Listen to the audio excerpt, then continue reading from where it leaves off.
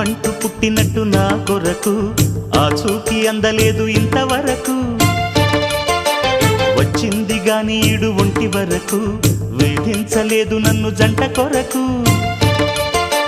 చూశాక ఒక్కసారి ఇంత వెలుగు నా వంక రాను అంది కంటి కునుకు ఈ అల్లరి గారడి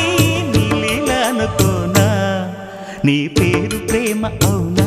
ఇవాళే నిన్ను పోల్చుకున్నా